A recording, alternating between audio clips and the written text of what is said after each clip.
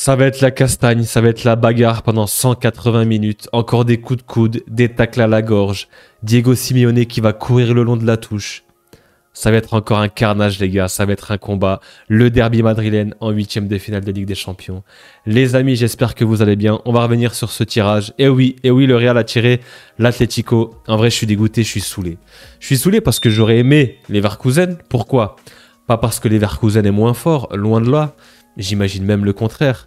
Mais c'est juste que j'aurais aimé voir un autre match un petit peu. Franchement, avoir les matchs de même championnat, c'est-à-dire Bayern, Bayer Leverkusen, Real Madrid, Atlético, c'est nul. Franchement, c'est nul, c'est chiant. J'aurais aimé avoir un peu de diversité, de voir des matchs un peu plus rares qu'on n'a pas l'habitude de voir. Voilà, on a l'habitude de se rencontrer en championnat. On a fait 2 matchs nuls, 1 but partout. C'était pas les plus beaux matchs en plus de ça. Et je pense qu'on n'assistera pas à un super match de football. Ce sera de la bagarre, de la castagne et du cholismo. On connaît. C'est parti les gars, on rentre dans le vif du sujet. On va checker les matchs à venir. Il y a des très très belles affiches. Je pense à PSG Liverpool. Incroyable, très très gros match. Je pense forcément à Bayer Leverkusen. Et puis il y a forcément ce Real Atlético. Et puis il y a des petites affiches hipster à côté. On va faire le tour, on va essayer de se projeter, faire un petit prono assez rapide. Et on va essayer de voir le tableau, quel parcours on pourrait avoir et quel club pourrait se rencontrer en finale. Mais honnêtement, ouais, je suis assez dégoûté. J'aurais préféré tirer Leverkusen. Tout comme j'aurais préféré tirer Celtic. Mais on a tapé Celtic. On a pu les taper, comme j'ai dit. Et là, il va falloir s'occuper des Colchoneros. Historiquement, on a l'habitude de le faire. Voilà, c'est une équipe qui nous réussit plutôt bien en Ligue des Champions. Jurisprudence hashtag 2014, hashtag 2016. Bref, vous savez. Donc, on va checker le tableau et les matchs. Alors, voilà, on va commencer directement par Real Atlético. Honnêtement, les gars, ça va être un match encore très compliqué. On connaît l'Atlético, c'est une équipe qui est vraiment chiante à jouer. N'importe qui, personne n'a envie de les croiser en fait. Personne n'a envie de les affronter. Nous, on les affronte déjà en aller-retour en championnat. Faut encore se les taper en aller-retour en Ligue des Champions. Peut-être en Coupe du Roi, on ne sait pas. Ça dépend si on arrive à passer en finale contre la Sociedad et si eux aussi arrivent à passer l'obstacle Barça, ce qui n'est pas fait. Donc ouais, on peut vraiment pas mal se rencontrer. C'est une possibilité. Honnêtement, là, comme ça, tout de suite, il y a un léger avantage pour nous, le Real. De part, historiquement, on a toujours été meilleur. On a su les tabasser en Ligue des Champions. En championnat, c'est un peu plus serré. Là, comme ça, tout de suite, je mettrais peut-être un 55-45 pour le Real. Maintenant, on connaît cette équipe. C'est une équipe qui aime souffrir, qui aime défendre. Si le résultat va dans son sens, voilà, ça va être très compliqué à détourner leur bloc, etc. Ça joue très, très rugueux. Ça joue... Voilà, c'est une équipe qui est en place, qui est costaud. Elle sait jouer quand même maintenant avec son recrutement, avec des Alvarez, etc. devant. Il y a du ballon, il y a de la qualité offensive. Je pense à Sorloth aussi. Voilà, c'est une équipe qu'il faut se méfier d'elle. Il faut les tuer à l'aller. Ça faut savoir qu'au match aller, ce sera au Bernabéu. Ils ont le retour au Metropolitano. Ils ont cet avantage, bien sûr. C'est pour ça que le match aller sera hyper important. Il faut les tabasser d'entrée. Il faut leur laisser aucun espoir. Ce sera pas facile. C'est une équipe qui défend super bien, qui se prend pas beaucoup de buts. Voilà, j'ai encore le match retour en championnat où en deuxième mi-temps, honnêtement, j'avais vu des belles choses. On s'est procuré pas mal d'occasions. Je pense à Bellingham qui tape la barre, qui met aussi cette tête qu'au Black Arrête. On s'est procuré pas mal d'occasions. Moi, voilà, j'ose espérer qu'on peut encore s'en produire contre eux. Et puis offensivement, on va un peu mieux quand même. Globalement, collectivement aussi, c'est déjà un peu mieux. L'équipe commence à mieux se connaître, etc. Je pense qu'intrinsèquement, on est meilleur. Collectivement, je ne sais pas encore.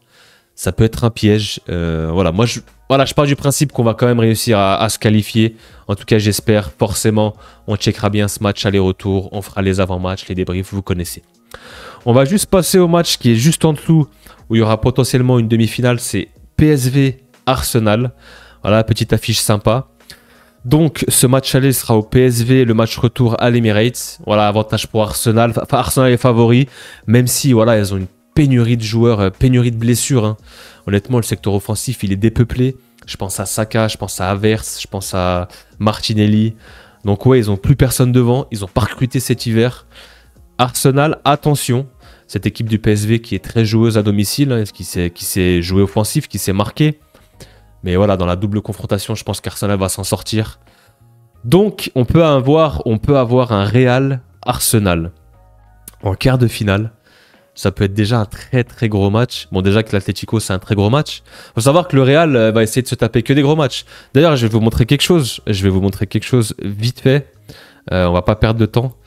Ça, juste pour se remémorer la mémoire. Depuis 2016, le parcours ou les parcours du Real Madrid jusqu'à maintenant. Donc on peut voir que ouais, c'est des gros parcours et c'est des grosses équipes à chaque fois. En soi, si tu veux aller au bout en Ligue des Champions, tu peux pas t'esquiver, tu peux pas à chaque fois passer à travers, tu es obligé de jouer des gros à un moment ou à un autre. Là, bon, 2016, tu as l'AS Rome, Wolfsburg, ok. City, Atlético, c'est pas mal. Naples, Bayern, Atlético, Juve. Paris, Juve, Bayern, Liverpool. Donc là, tu vas au bout à chaque fois. L'Ajax, on se souvient, ils nous avaient sortis, ils étaient super chauds. City, on se souvient aussi.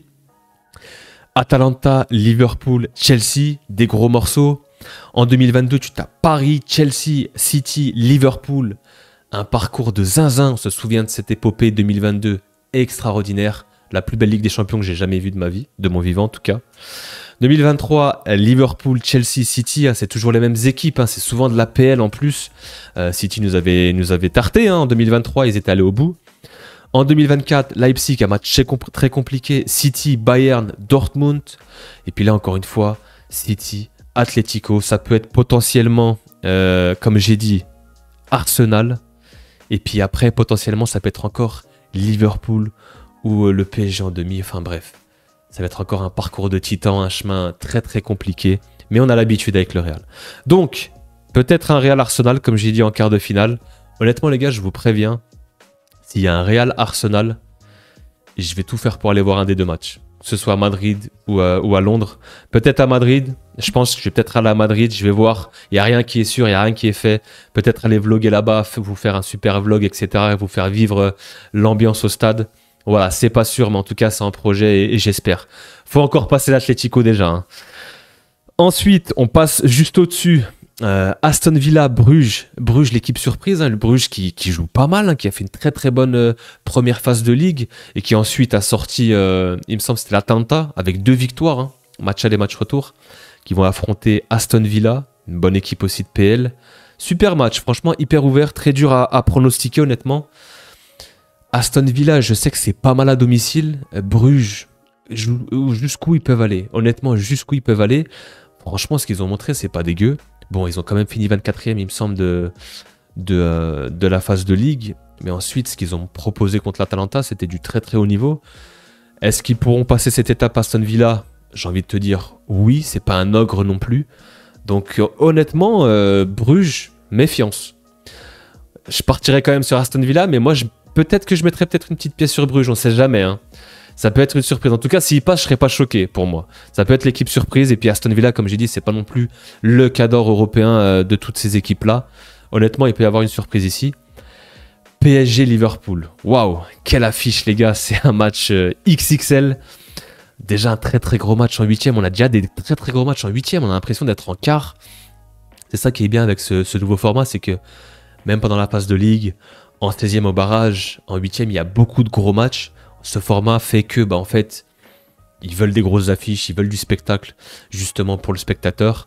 Pour les équipes en elles-mêmes, c'est pas évident, ce nouveau format, mais pour les spectateurs et les fans, c'est sûr que nous, on se régale. Ça fait quand même beaucoup de matchs. La Ligue des Champions ne s'arrête pas toute l'année. Honnêtement, le calendrier est hyper chargé, je sais pas comment ils font, mais bon. Nous, on est satisfait, on a plus de matchs, on fait plus de débriefs, il y a du contenu, etc.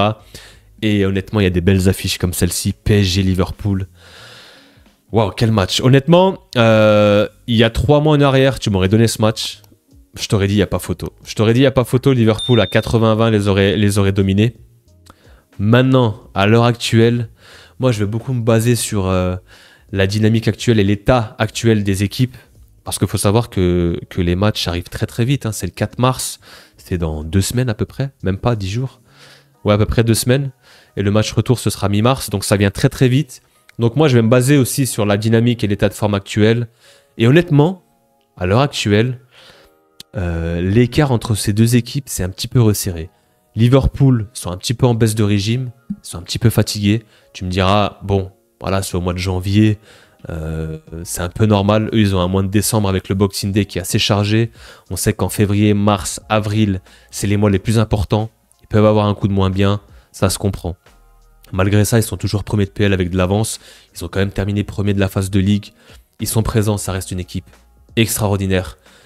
L'une ou voire la meilleure équipe d'Europe. Avec le Barça, en vrai, ça peut se jouer. Le PSG qui revient très bien. Le PSG qui a très très mal commencé cette phase de Ligue, qui s'en est sorti. On n'était même pas sûr qu'ils allaient finir 24e. Et honnêtement, sur ce qui monte sur ces derniers matchs-là, contre City, contre Stuttgart, la double confrontation contre Brest, c'est du très très haut niveau. Collectivement, la structure du PSG est vraiment cohérente. C'est une équipe, franchement, qui peut taper tout le monde, mais qui peut te choquer aussi.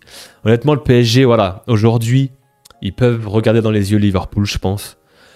Je vais quand même avoir tendance à mettre Liverpool légèrement favori, mais voilà, c'est presque du...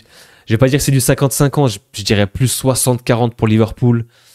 Peut-être un 55-45, on sait pas. Le PSG, pour moi, ils sont redoutables cette saison. Et s'ils passent Liverpool, j'ai bien dit s'ils passent, ils peuvent être très très dangereux, ils peuvent aller loin dans la compétition, honnêtement. Ouais, cette année, c'est vraiment un super collectif, très cohérent, très discipliné. Voilà, ils ont des joueurs, ils ont un peu déjà un schéma de jeu avec Barcola qui peut accélérer sur le côté. On sait qu'Alexander Arnold sur son côté, c'est compliqué. Il peut y avoir un match-up, il y aura des match-up, hein, forcément. On débriefera ce match, on fera un débrief sur ce match, c'est obligatoire. Mais voilà, léger avantage Liverpool, mais attention au PSG. Donc ça peut faire, si je pars du principe, ce sera Liverpool-Aston Villa en quart de ce côté-là. Ça fera un quart PL. Et de l'autre côté, un Real-Arsenal. Ouais, après, ça peut faire quoi? Donc, je pars du principe que le Real peut taper Arsenal parce que Arsenal a que des blessés. Voilà, c'est une belle équipe, mais je pense que le Real en demi-finale, ça reste solide. Nous, quand on arrive dans le dernier carré ou en finale, on a tendance à aller au bout, attention. Donc, je vais partir du principe que le Real peut passer au bout en demi contre Liverpool ou contre le PSG. Parce que je vois pas non plus Aston Villa ou Bruges taper Liverpool ou le PSG, je vous dis honnêtement. Là, ça peut être compliqué en demi. Là, ça peut être compliqué. Ça peut être très, très dur. Après, voilà, on sait que Liverpool, ils ont cette équation PL. Ils veulent aller chercher cette PL, c'est important.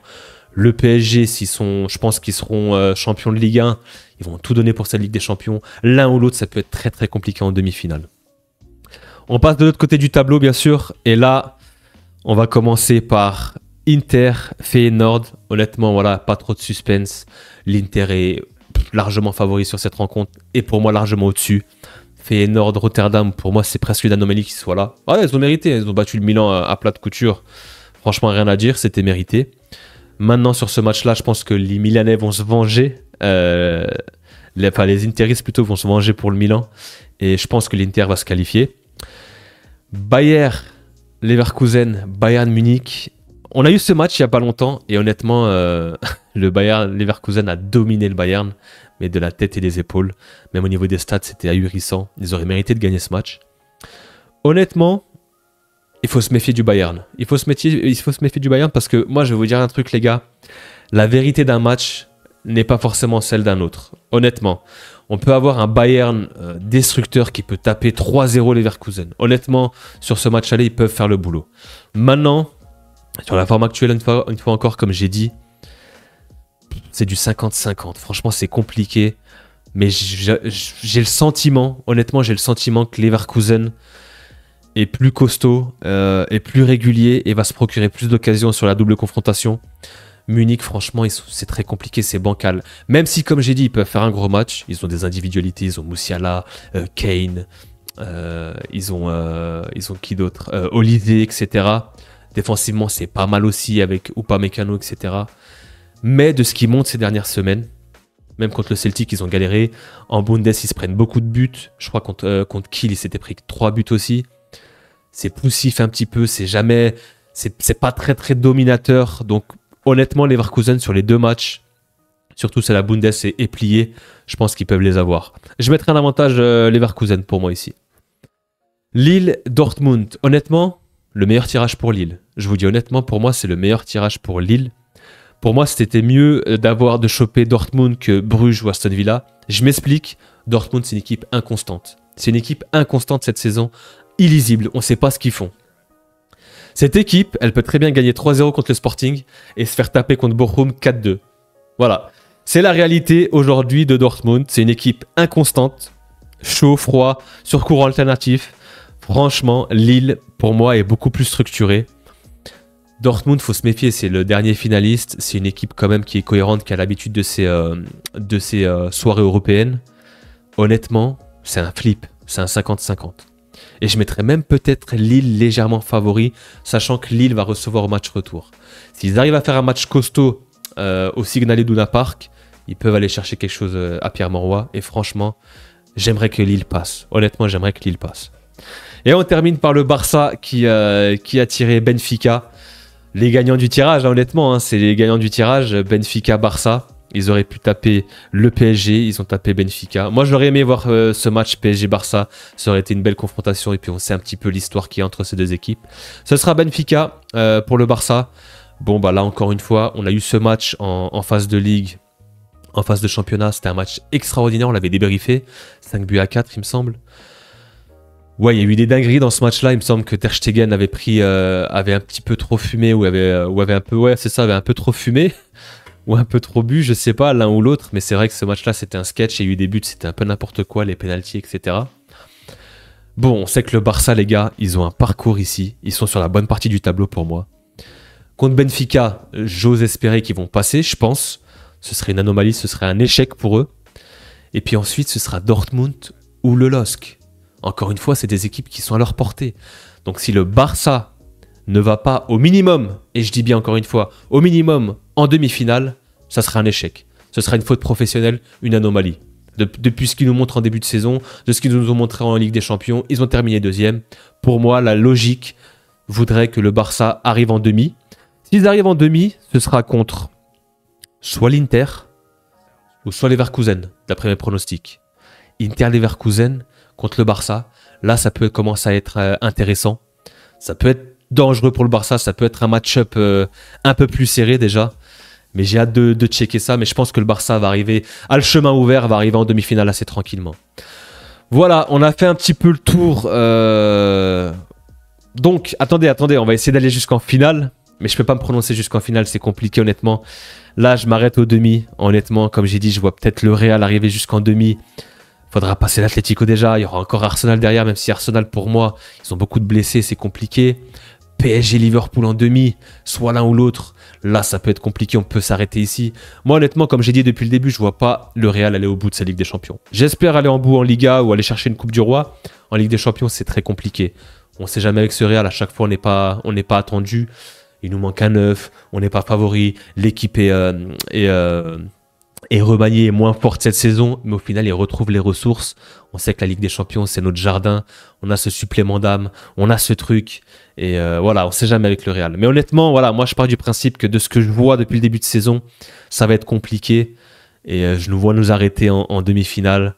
Je vois bien un Liverpool, ou peut-être un PSG en finale. Honnêtement, un Liverpool ou un PSG en finale, contre le Barça ou contre l'Inter.